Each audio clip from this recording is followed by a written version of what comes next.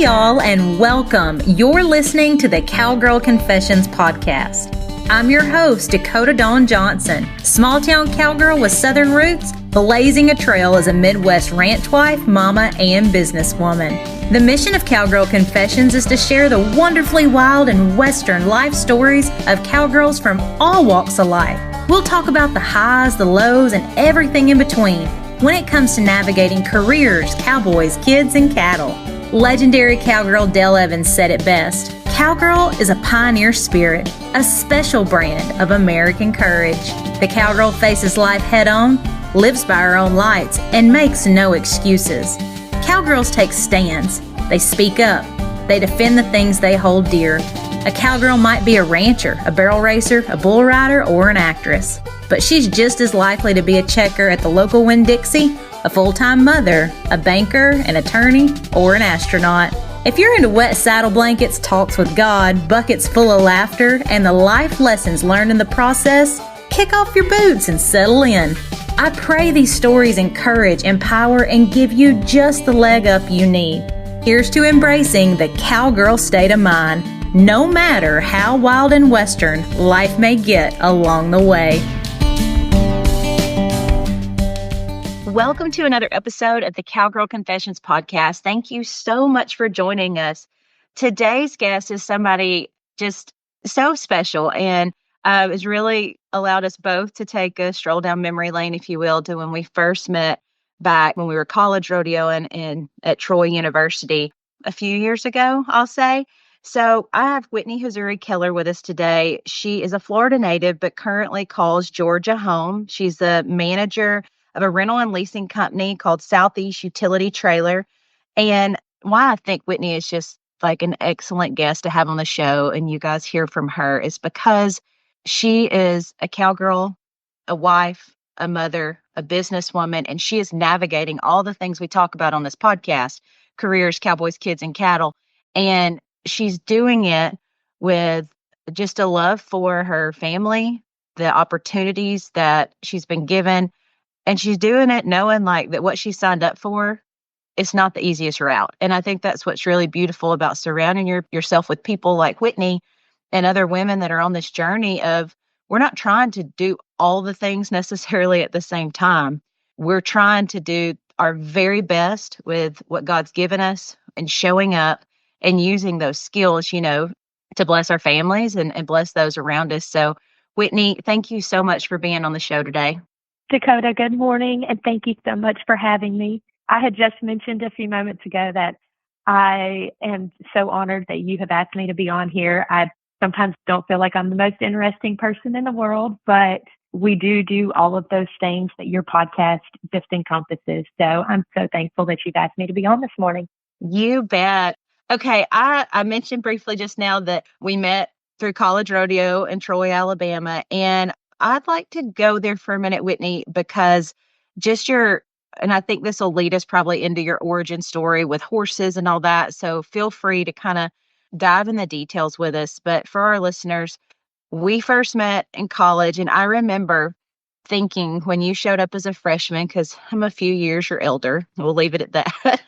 When you showed up, I thought, this gal, like, she must have transferred in from somewhere, because I don't know any way to say it other than like, you didn't have the deer in the headlights look as a freshman. Like I feel like I did when I went to college. Like you just were somebody that was, I felt like so worldly, like you just kind of jumped right in. And I thought something about her is different. And then when I found out a little bit more about you and kind of what childhood looked like, your life looked like before college, I was like, wow, that's not what I thought it would be at all. And so take it from there, friend. Okay, so I did go off to college fairly early. I was only 17. I graduated high school early and went off to college. And I lived a quite unconventional life leading up to that. So I was homeschooled, which takes a lot of people back because I'm not your typical awkward homeschool student. Now, I do have my moments often, but I was sheltered and not sheltered at the same time growing up, so to speak. So my family, they chose to homeschool me. I did not have an option to go to high school. I wanted to my junior and senior year just to have that experience and meet the friends and go to prom and all of that, but it just wasn't, I wasn't allowed to do so. But on the same coin, my family, they allowed us to travel. We traveled all over the United States as I was growing up. We were rarely home. My dad had a unique take on life, and it's been a good and a bad thing growing up. We'll just leave that there. But Yeah. he was very unconventional in the sense of if he decided one day that he wanted to drive to Texas and spend 2 weeks, he would do it. He would work long enough to have enough money to go, and then we would go. And when we ran out of money, we would come home. So I got to see a lot of cool things. I got to do a lot of cool things. Growing up, my dad was a hunter, a fisher, and a surfer. So that's what we did. We hunted, we fished, and we surfed my whole childhood. I grew up about 9 miles from the beach. And my mom and my dad had got married very young. My mom was only 16. And her dream was always to have a horse. And we had a little piece of property in St. Augustine, and it was not set up for horses. So my dad one day just finds this horse, I don't know, at a yard sale and brings it home. And here we are, the people that stake their horse out in the front yard. That's pretty much what we were. And so that's kind of our gateway into horses. There was a saddle club down the road, and we started going to the saddle club with this one horse that didn't know how to turn the barrels. And we would go and compete, and we had no idea. I mean, we were putting the saddle on backwards when we first started. But I was about 10 or 11 at that time. I could be wrong there, but I think I was 10 or 11 at the time. And my dad had come home one day and he said, "We're going to take you to some junior rodeos." And he met me and my brother. My brother's 3 years older than me. So he went and bought a barrel horse off the track that was blown sky high. I was an itty bitty thing at the time. I had no control over this horse. He bought my brother a bulldogging horse and was like, "Here you go, guys. Let's go junior rodeo." So I remember going to our very first junior rodeo. It was in Davie, Florida, which is funny because it's going to be my very first circuit finals rodeo will be in Davie, Florida. Oh my gosh, that And gives me so goosebumps. I Yeah, know, isn't that crazy? crazy. So we had a stock trailer and we loaded the stock trailer up with a tent that we would set up in the back of the horse trailer. And that's where we slept. And we loaded up and we drove. It's about 6 hours from my house to Davie. And we get to this junior rodeo, and my dad has me and my brother entered in every event that you can enter as a male or female. And I mean, we have no idea what's going on. So my brother runs by his steer. He doesn't even attempt to get off in the bulldogging. Whoever his team roping partner was conned in to be in at that time, I have no idea what happened. And I go in to run the barrels, and this horse is rearing straight up, about to flip over backwards. I finally get him in. We somewhat turn 3 barrels, and he runs into the gate coming out. And that's where I met the Richards family.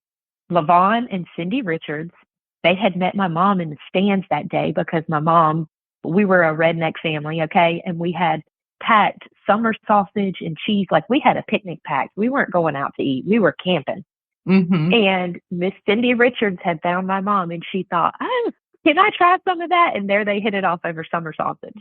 And Mr. Lavon, he came up to my dad. He said, "Hey, I would like to help y'all out." He said, "Please don't get these kids hurt. Come to my house next weekend and we will help y'all out." And they did.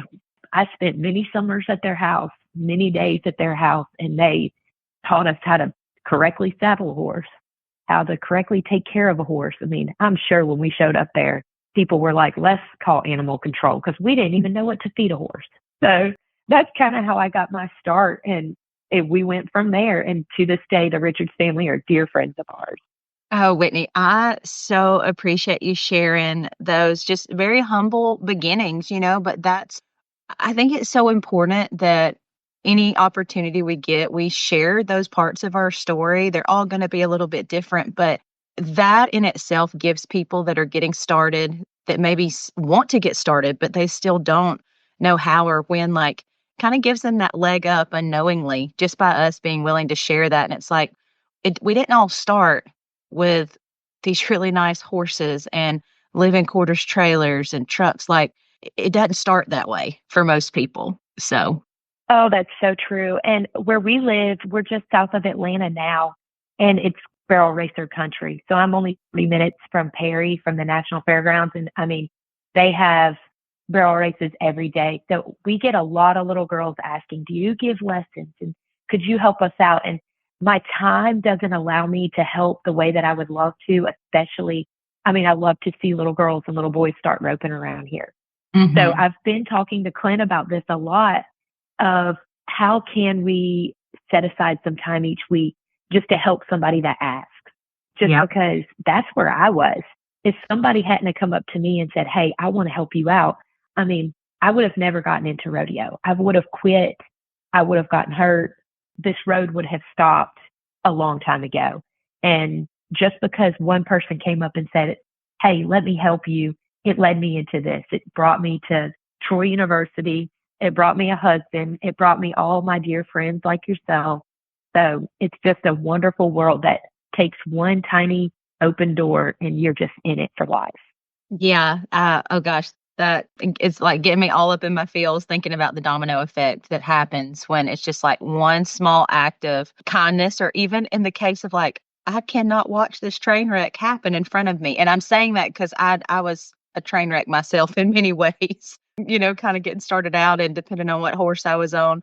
Yeah, just thank goodness for people like the Richer family for coming in and gosh, just connecting the dots really, because fast forward, Whitney, you and your husband, y'all are fierce competitors. And I know we'll get into this a little bit more in a minute. I would love for us to talk about your journey, entering motherhood and then also, roping and what that's looked like. But first, tell me a little bit about yours and Clint's horses. So currently we have a small herd. We have downsized significantly over the years. Whenever I decided to start back rodeoing after having three children pretty much back to back, I didn't have anything. I had sold all of my horses. And Clint had a good rodeo horse and a young horse. He sold both of those because he was going to slow down. And then I was like, hey, wait, I want to go again. So he found a horse. He lucked up into him. He's just a grade 15-year-old dun horse. We call him Duck and Dunny, but he's been wonderful. Whenever Clint let go of his good rodeo horse, I think he really thought he was going to wind down and kind of just take on the ball fields with the boys, but he's really worked out well. And now I think he's looking for another young horse. So I'm excited that he kind of got back into it with me, or kept going, I guess, for me. And when I first started back, I had a 4-year-old heel horse that we just turned into a breakaway horse. And I've always roped on small, short, tight horses, so to speak. I've never roped well off of a free running horse. And this mare was wonderful, but she was a free horse. And I struggled. I mean, I took a year and a half on her. And at the end of that year and a half, I decided to sell her. And I had told my husband, Clint, I said, if I can't find something that fits my style, I'm buying a boat, because I'm not going to sit here and bang my head against the wall at this age with 3 kids getting home at 2 o'clock in the morning. It's just not for me anymore. Mm-hmm. And Sam Smith, a friend of ours that Clint used to rope with, he had seen me post on Facebook the mare for sale, and I had said in the ad I would trade for something that was smaller. And he called me and he said, I've got something you need to come look at. And it was Bobby Abernathy's horse, and he got sent to me July 22nd on my middle son's birthday. And we bought him. And I mean, he has been such a godsend. His name's Player, and he's out of Metallic Cat, and he fits my style perfect. He has done everything well. He was green when we bought him, but it took a year to get him going through the barrier right. He's pretty looky. Mm-hmm. So getting through the barrier, we still kind of, if I have a little time before the rodeo starts, I'll still go walking through the barrier now. And I've been rodeoing on him for a year, but he's been such a godsend. And then we have another little Metallic Cat horse that I had bought as a 2-year-old last year. And that's our son's horses right now. So it's crazy to think that I've thrown my 5-year-old on a 3-year-old horse, but he's been wonderful. And I think he'll be a junior rodeo horse if the boys do decide next year that they want a junior rodeo. There's so many things you said there that I want to take a minute to unpack, Whitney, because as you know, and I haven't really shared this with, our listeners and stuff, but I've been on a journey too. I hadn't even been calling it a comeback, making it a comeback. It's just really like starting over is what it's felt like, starting to breakaway rope again after being off, having a couple of kids, and props to all the women that literally are back in the saddle like 6 weeks after they had a baby and back rodeoing, because I am cheering you on. That's not been my story. And I say that just from a place of like, that was a choice. For us, I wasn't rodeoing hard right before I had kids, but I was still roping. And, at the end of the day, it's just kind of priorities, right? And I think not that one's good or bad, it's just different in priorities. And so my family and my career, that's been the top priorities. And I know what it takes for me to be competitive roping. And the amount of time it was going to take for me to do that, I wasn't willing to give it being a new mom. I just wasn't. And I think I want people to hear that. And I'd be interested on your take, Whitney, what encouraged you to pause and when you felt like you could start back too, because I just think that's a pretty personal journey and something that we've all got to get still and sit with when we make those decisions. Because one of the things that you said here is, you sold all the horses, the good horses that you could enter on. And so it really is this rebuilding, not only of yourself, but you've got to find the right horsepower to go under you that's going to help you feel confident as you're, getting back in the swing of things. So what's your take on that, and what made you decide you were going to hit the pause button for an extended amount of time instead of trying to just get right back to it in rodeo after having kids? So to start off, my husband and I didn't quite plan on having any children, which is crazy to think now because we have three. Our oldest is 9, our middle is 7, and our youngest is 5. But we had just got married. We were broke. We were both working on the road. We were rodeoing and we were working, and it was fine. It was just us two. And when I found out I was pregnant, I had planned on continuing to rodeo. I still had a good horse at the time, and the rodeos were a little different. So the pro rodeos at the time, it was back in 2014. The pro rodeos did not have breakaway yet.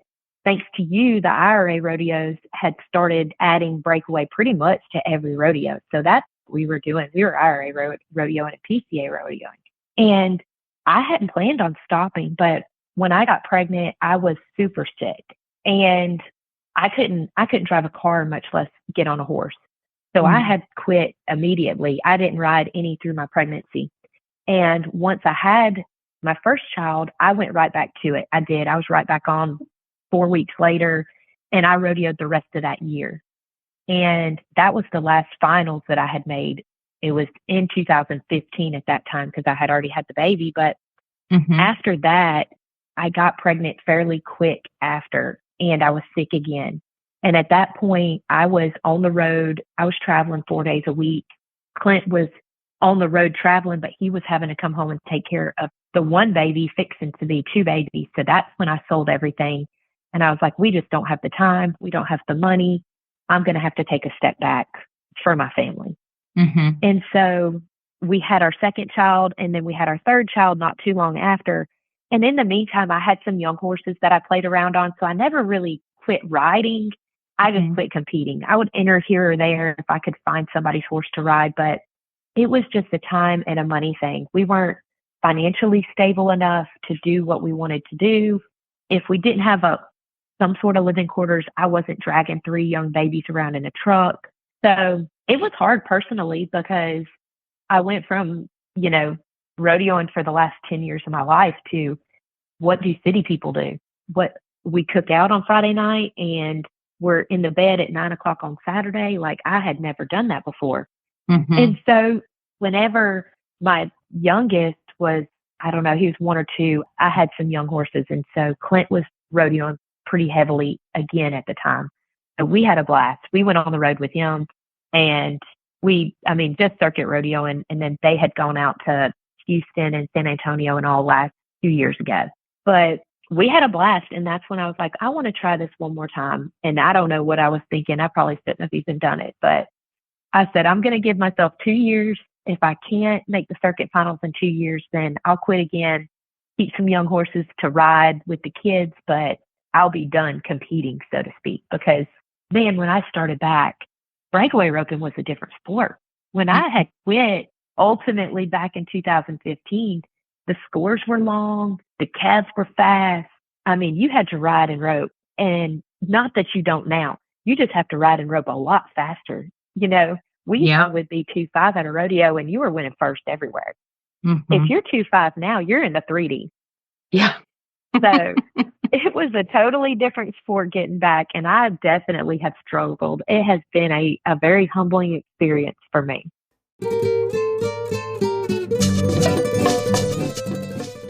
If you're wanting to up your snail mail game or slap a stamp on a little cowgirl state of mind, I've got just the thing for you, friend.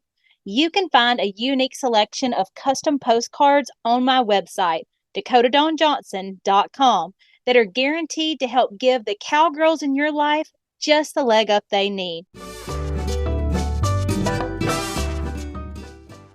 I just really appreciate you sharing all of that with us, because I was the other day at the practice pen, I guess the best way now to put it, my brother and sister-in-law, we go rope with them, and Trenton's that level, steady Eddie when you're in the practice pen. I'm so grateful for that. And we were just having a night, all of us, and not a good night, It's like just you fix one thing and something else breaks, it's what it felt like. And I'm coming back, and I just had this look on my face, and he said, "You got to enjoy the process, Dakota." He said, "Because it's going to be, some days are going to be better than others. You just got to enjoy the process." And I thought, what a simple thought. We all have heard that before, but just to be in it and knowing that, like, you're constantly going to try to be getting better and improving, but there's a whole lot of factors at play here.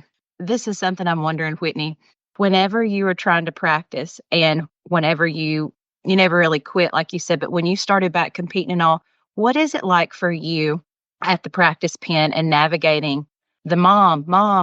Because I'm assuming that you had some of that at some point, and maybe you still do, because that's been one of the hardest things for me to shut off. I'm like, their daddy can back in the box, and they may not say his name at all when we're there, but the minute I back in the box, it's like, yeah, sound the alarms. Everybody needs mom. And I didn't realize how difficult that was going to be for me coming back, because my instinct is to drop everything and go help when my name gets called. That's and right. So yeah, what's that been like on your end? So it's funny that you asked that, because that was one thing I was not prepared for when I had entered my first rodeo bag.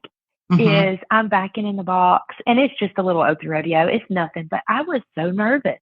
I mean, my hands are shaking. I feel like I don't belong. The little girl that's, I don't know, 20 years old behind me is calling me ma'am. I'm like, how did I get here? But I'm back in the box, and I've got one of my kids is sitting on the panel at the back of the box. "Hey, Mom, can I have a drink?" And I thought, what in the world am I doing here? But no, it took a minute for me to shut it off. Yeah. Because I know they're sitting there at the back of the box, and I know they're saying, "Good luck, Mom. Don't miss, Mom. Don't break the barrier, Mom." But I have learned to tune them out whenever I get in there, or I'll just chuckle and just turn around. "Hold on, baby. I'll be there in just a few minutes." You learn to rope with distraction, and you learn to compartmentalize, because being on young horses, it takes me a while at the practice pen, and I don't have a while. So it has been a learning curve of, "Hey, boys, you've got 30 minutes that you need to sit in the sand pile and play by yourself, and I'll get back to you. If you have to go to the restroom, you know where it is. If you need a drink, just wait." So it's been kind of a learning curve for all of us of, hey, Mom takes you to football and baseball practice every week. She has to have this time to do this. And it sounds so selfish to me to say that out loud, but in the scheme of things, it's what helps me keep my sanity. So in the end, it's helping them too, because I'm not all bottled up at the end of the day with nothing for myself.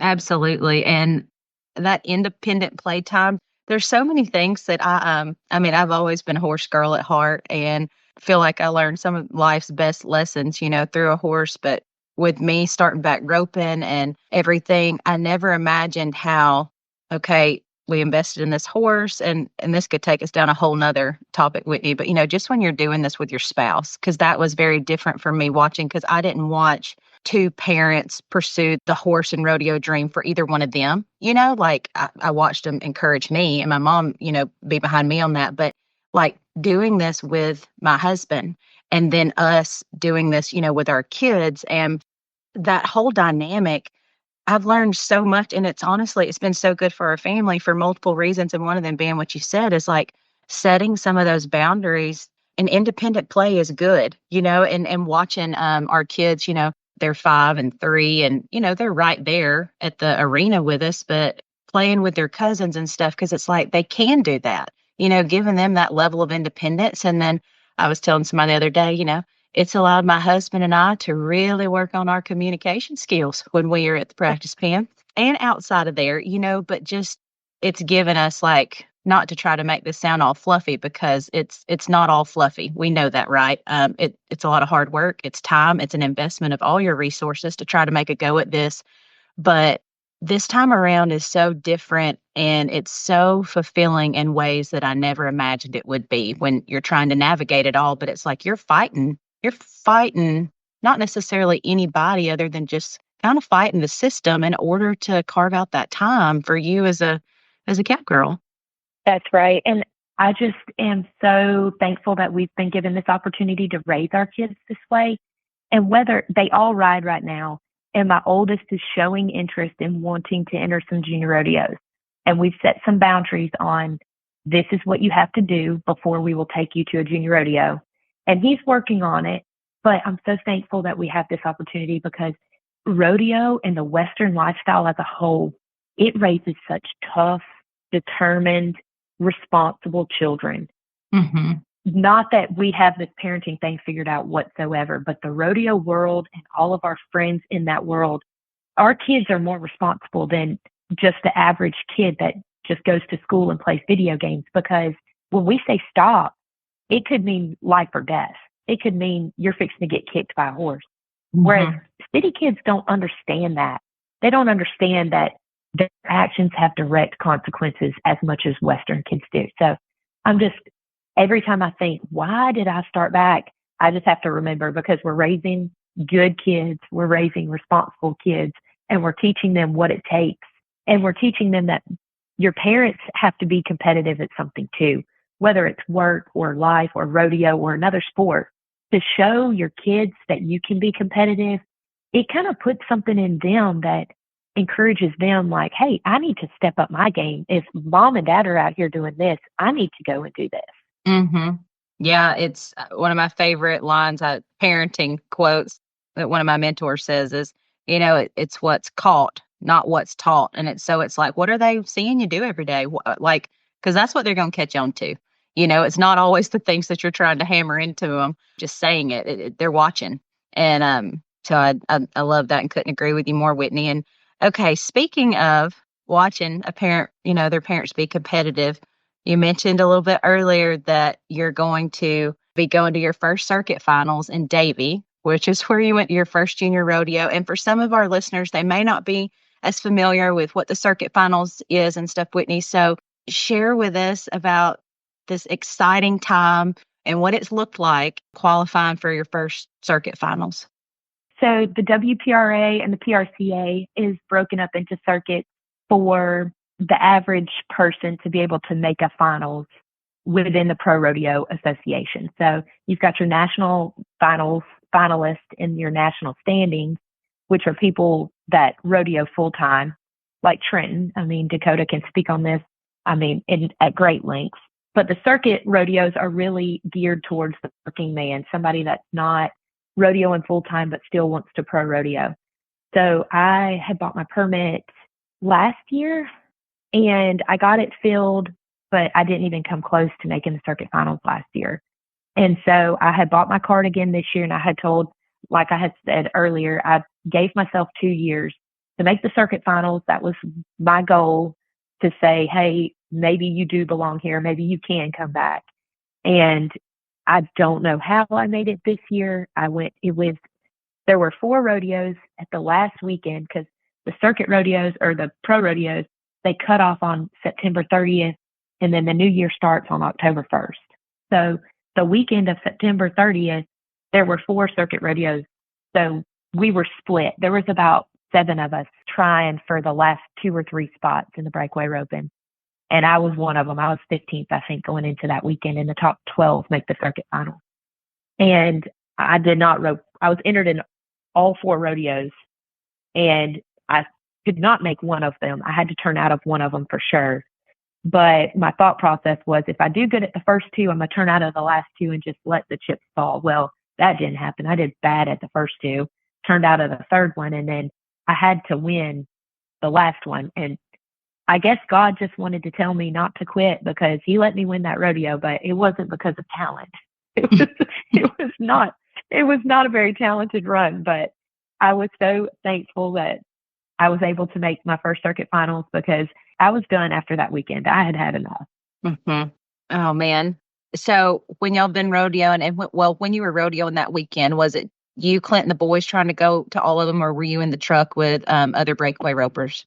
Well, me, Clint, and the boys all went to Florida. So the first 2 rodeos were in Bunnell, Florida. We drove down there Friday, rodeoed Friday night, Saturday night, got done Saturday night, and Clint was on the bubble as well. So we all did not do well at the first 2. So we all had to drive to Jasper, Alabama, which was about a 9-hour drive from Bunnell, Florida. Well, Saturday night, thankfully, my mom lives near Bunnell, Florida, because I had to call her to meet me on the interstate so I could drive her to my house at 2:00 in the morning, because the boys had baseball tournaments on Sunday, and that's when the last rodeo was. So Clint drove the truck and trailer, and I drove my mom and the boys to our house. We got home about 2 or 3 in the morning. They went to bed. I got all their baseball stuff together, got them up the next morning, and sent them to the baseball tournament with my mom. And me and Clint went to Jasper to the last rodeo. And Clint and his roping partner, Morgan Jones, they won what they needed to win. I won what I needed to win. And Morgan's wife was on the bubble in the barrel racing, and she won a check to get into the circuit finals, all at the last rodeo. It was a wild weekend that the stars just aligned. Oh my gosh. Praise Jesus for your mama, Miss Danette. Goodness. But I had a feeling that weekend had a story, Whitney, and I had no clue what it was. But that is a prime example of where, when you're navigating all the things and then you're dedicated to figuring it out, like you got to pull out all the stops sometimes. And that type of unconventional, how many places can we get within 3 days? And how can we make sure we're still, right, letting our kids go? And like, their stuff doesn't stop because ours is going, like you got to know when to ask for help, and not feel bad for asking for help. That's right. And I was so glad my mom, with the boys call her Day Day, the best grandma you could ever ask for. But our Clint and my thought process is, well, one of us is going to do good at the first 2 rodeos, and we'll take the boys to the fall tournament. Well, that's what we get for making plans. Oh man. I love it. And I'm so thrilled for you qualifying for your first circuit finals. That, about the time this podcast is going to be coming out, you will be at the circuit finals, I believe. So where did you end up? You said did you end up going into their 12th? 7th. Okay. Yeah. No, so you didn't. Yep. I ended up 7th. Wow. So yeah, that big win at that last one, and good old Jasper, and for all of y'all, to win that weekend and all get into the circuit finals, that's just incredible. So what are you looking the most forward to being back in Davie? What a full circle moment, from humble junior rodeo beginnings to starting at your first circuit finals. What are you looking the most forward to, Whitney? Oh, I'm just so excited that I'm able to be entered, and I'm so glad that the kids, they'll get out of school on Friday and they'll get to come down with us. My mom is going to drive down on Saturday, so she loves going to the rodeos because she gets to catch up with all her old friends too. So it's wonderful, just a full circle moment. Davie is not the best. It's not my favorite place to stay for a weekend. You're downtown Miami. It's a really cool city. Davie is, they call it Cowboy Town, in the midst of Miami, and the rodeo is amazing. I mean, they pack the rodeo out every single night. It's just a really tough, you're in Miami, so property's very slim. So it's a tough place for your horses to be for the whole weekend.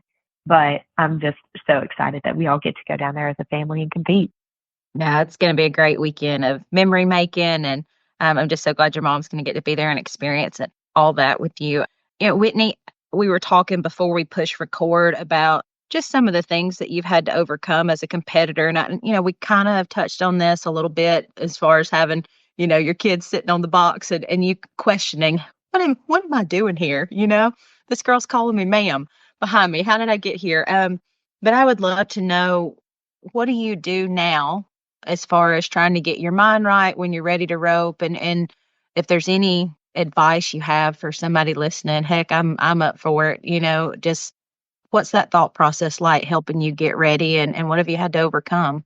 So for me, the mental aspect of rodeo has always kind of been my nemesis. Even in high school and college rodeo, I'm a choker, so to speak.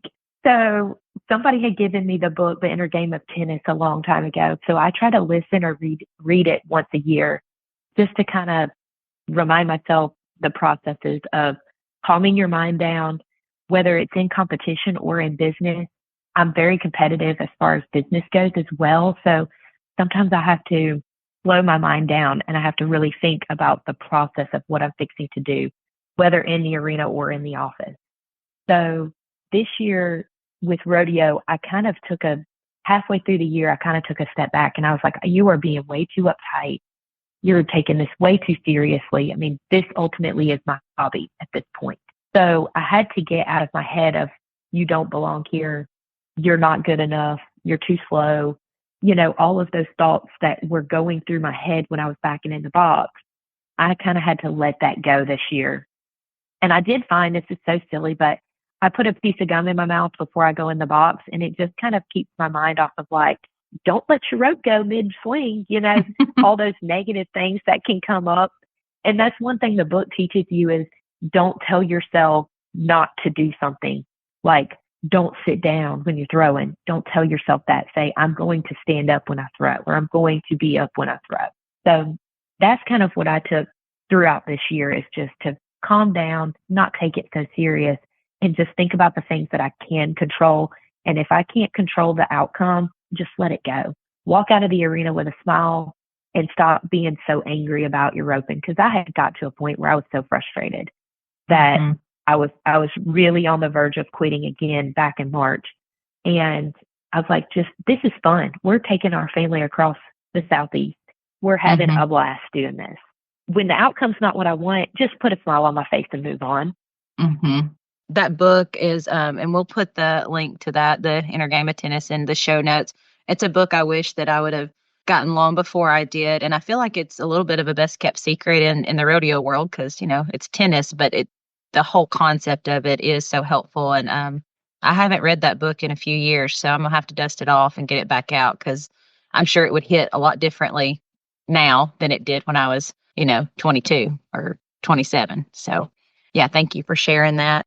Whitney, I'm wondering, with all that you have going on, do you have like a favorite tool or a must have that you want to share with our guests that just kind of helps you get your day started, or helps you, perform better in the arena? Anything like that you'd like to share with us?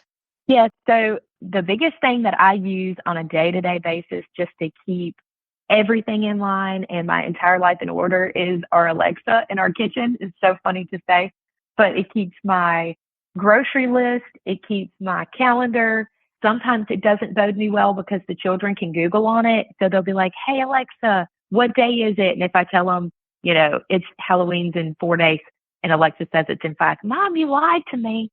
But that helps me keep my life together. Every morning I come down, I say, hey, Alexa, what's the weather going to be today? What do I have on my calendar today?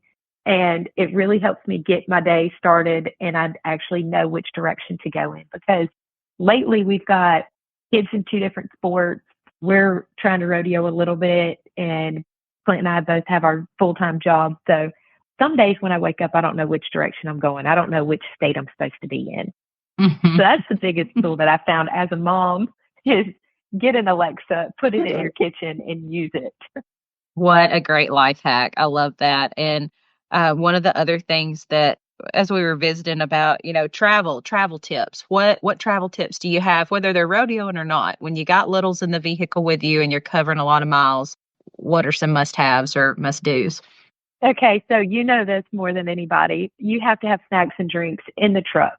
Mm-hmm. Thankfully, I have 3 little boys, so traveling with them is so easy because if they have to use the restroom, we just pull up on the side of the road. We never have to get out of the truck, really. Yeah. But snacks and drinks, we have a magic box. I know this does not sound extremely safe, but it turns your screen on your vehicle into a movie screen. And so the kids can watch movies on it. We can watch movies on it when we're in the passenger seat. Mm-hmm. And to anybody that has young children that are struggling with traveling, don't take the baby out of the car seat. We made that mistake with our oldest, and you'll never get them back in. And our other two, it doesn't matter if they were screaming bloody murder. We didn't let them out. And within a couple months, they could ride for hours in that car seat. Yep. Oh, that is. Once you start that battle, it's like, why would they want to sit in that car It's seat? over. Yeah. Yeah. That's It's right. done. Man, Whitney, I have so enjoyed this. I feel like we could already just have another episode, but I know we both got to get our days started and get kids ready and get ourselves to work.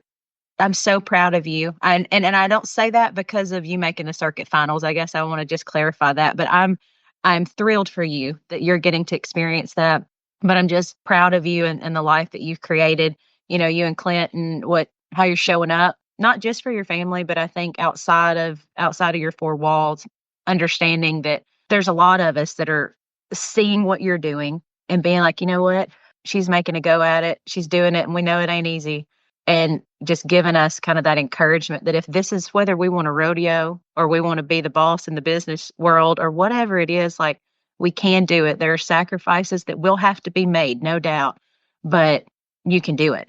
And so just thank you so much for setting that example for all of us. That's so kind of you to say. Thank you so much. Yeah, you bet. Well, hey, I know you listen to the podcast and you know how we're going to wrap this up. We're dedicated to sharing the Cowgirl state of mind with women across the globe. And you know what? Like, it's so cool and a little surreal to say this, but we're doing it like the podcast is being played in the U.S. and 13 other countries so far. And so I would love to know, Whitney, what does the phrase, the Cowgirl state of mind, mean to you? To me, that phrase, the Cowgirl state of mind, it means to not show your weakness and never make excuses. One thing about rodeo is it could eat you alive if you make excuses. And I think just to be in that mindset of the Cowgirl state of mind, you can have your core group of friends and confidants that you can share your weaknesses with. But overall, you just kind of have to swallow it and move on. If you have some kind of adversity, this world isn't going to stop for you or for me. You just have to move on, figure out a way to get around it and move on. And I think that's one thing that the Western world does so well is they treat adversity as just a stepping stone to get to the next place. That's right. Ultimate problem solvers, right? No quit That's right. here. Awesome. Well, friend, thank you so much. We'll be sure to put in the show notes how folks can follow along with you to keep up with how things are going at the circuit finals. And just, if they want to reach out to you, what's the best way for them to get in touch with you? They can reach out to me on Instagram. My Instagram handle is WH Keller. WH Keller. Okay, perfect. Whitney, thank you so much. Thanks, Dakota. Thank you for spending your time with me on the Cowgirl Confessions podcast. I'm so glad y'all stopped by. If you could take a moment to share this episode and tag us on social media, I'd be happier than a cowgirl in a sea of buy one, get one vintage turquoise. Subscribe to make sure you don't miss an episode. New episodes will be released bi-monthly. Please leave us a review if you feel so led by going to iTunes. Your feedback will really help us breed the idea of grabbing life by the horns with a cowgirl state of mind into women across the globe. Some that may have never even had the privilege to throw their leg over a horse, but could most certainly use the cowgirl state of mind while navigating life. Thanks again, y'all. Until next time, keep pursuing your dreams with that all go and no woe mentality. Remember, you're writing a story that's worth saddling up for, sister.